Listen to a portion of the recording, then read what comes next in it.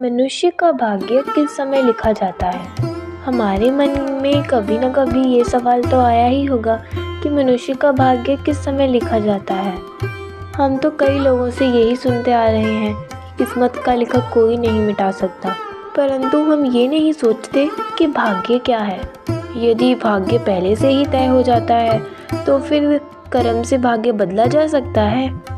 अभी इस संसार में कर्म को मानने वाले लोग तो ये कहते हैं कि भाग्य नहीं होता, हम अपना भाग्य स्वयं ही बनाते हैं। और जो भाग्य में विश्वास करते हैं वह कहते हैं कि जो भाग्य में लिखा होता है वह ही होता है। इंसान के कर्मों से उसका भाग्य तय होता है।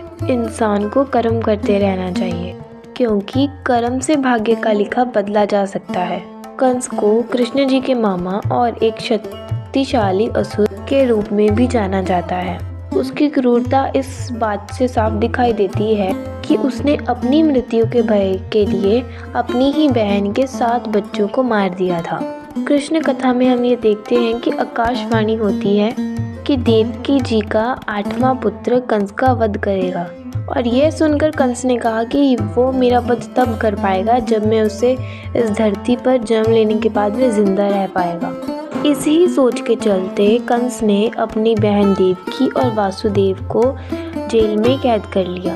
जेल में ही जब देवकी की कोई भी संतान जन्म लेती तो कंस उसे जन्म लेते ही मार देता। परंतु जब देवकी के 8वें पुत्र की बारी आई तो उस बालक का जन्म हुआ और उस बालक ने कंस का वध भी किया।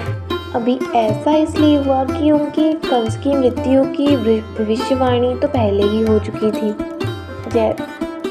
तो हम ये कह सकते हैं कि पहले ही लिखा गया था कि कंस की मृत्यु कैसे होगी और किसके हाथों होगी। परंतु यदि कंस चाहता तो प्रभु की भक्ति कर उस बालक की पूजा कर सकता था, तो शायद परिणाम कुछ और ही होता। ऐसे ही जो भी इंसान इस पृथ्वी पर जन्म लेता है उसका भविष्य पहले से ही लिखा होता है। मनुष्य का जन्म कैसे होगा, कब होगा, कहाँ होगा और उस मनुष्य के जीवन में कैसी समस्या आएंगी, ये सब तो विधि का विधान ही है और इसे तो चाहकर भी नहीं बदला जा सकता। परंतु हम ये भी देख सकते हैं कि त्रेता युग में और द्वापर युग में कई सारे ऐसे राक्षस थे जिन्होंने भगवान की भक्ति की और उन्होंने मोक्ष को प्राप्त किया। कर्म से तो वह राक्षस थे, परंतु भगवान की भक्ति के कारण उन्होंने मोक्ष को प्राप्त किया। तो पहले से ही हम देख सकते हैं कि कई ऐसे पौराणिक ग्रंथ हैं जहाँ पर कि पुरानी कथाओं में मनुष्यों का भाग्य पहले से ही लिखा जाता है। जैसे कि हम रामायण में देखते हैं तो ये बात पहले से ही तय थी कि श्री राम जी को 14 वर्ष का वनवास मिलेगा। इसके पीछे का मुख्य कारण था रावण का वध। तो फिर आप ये सोचिए कि माता के कई तरह के बहकावे में ना आई होती तो श्री राम जी, सीता माता और लक्ष्मण जी को वनवास ना ही जाना पड़ता। अगर वे वनवास ना जाते तो शायद रावण को कोई भी ना मारता।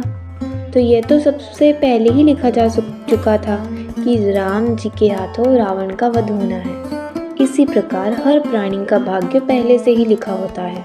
हम तो इस सृष्टि में हो रहे नाटक के छोटे छोटे पात्र हैं जिनका जन्म इस संसार में किसी न किसी उद्देश्य से हुआ है। परंतु ये बात कलयुग में पूर्ण सत्य नहीं है, क्योंकि आपका भाग्य आपके कर्म पर भी आधारित है।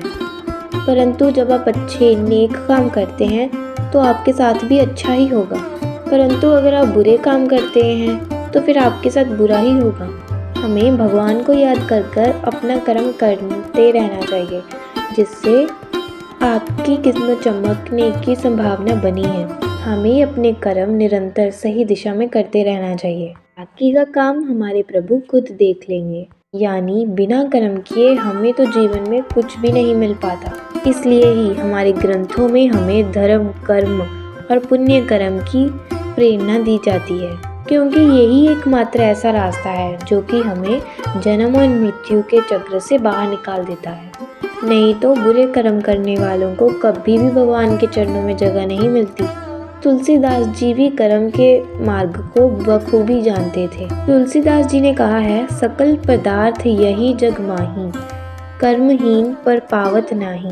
उन्होंने अपने इस दोहे में स्पष्ट किया है कि इस संसार में अगर हम किसी भी चीज़ को पाना चाहें तो हम उसे प्राप्त कर सकते हैं, परंतु जो कर्महीन हैं, जो प्रयास नहीं करते हैं, वह अपनी मनचाही चीज़ को पाने के लिए वंचित रह जाते हैं। यानी मनुष्य जैसा कर्म करेगा उसे वैसा ही फल मिलेगा। हस्तरेखा शास्त्र भी यही कहता है, हमारे हाथों में कुछ रेखाओं को छोड़कर बाकी रेखाएं कर्म के साथ साथ ही बदलती रहती हैं। जैसे हमारे कर्म हैं वैसा ही हमारा आने वाला कल होगा। अगर आप चाहें तो अपनी हथेली को ध्यान से देखें और कुछ समय बाद देखोगे तो आपकी हाथ की रेखाओं में कुछ बदलाव ज़रूर आएगा। इसलिए ही कहा जाता है कि जो हमारे हाथ की रेखाएं हैं वे भाग्य से नहीं, कर्म से बदलती हैं। अर्जुन ने भगवान श्री कृष्ण जी से कहा कि आपने मेरे हाथों से ही मेरे श्रेष्ठ भ्राता का वध करवा दिया है। यह कैसा भाग्य है प्रभु। इसको सुनकर भगवान श्री कृष्ण जी ने कहा कि मैं होता ही कौन हूँ, किसी मनुष्य को प्राण देने वाला या फिर लेने वाला। यह तो उस मनुष्य के कर्म का फल होता है।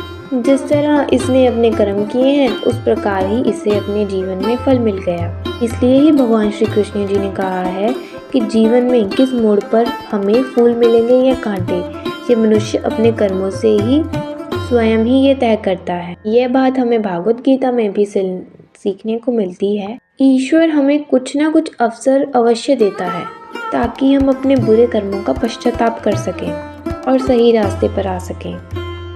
यह हम कह सकते हैं कि हमारा भविष्य तो लिखा हुआ है, परंतु फल हमें हमारे कर्मों के आधार पर ही मिलेगा।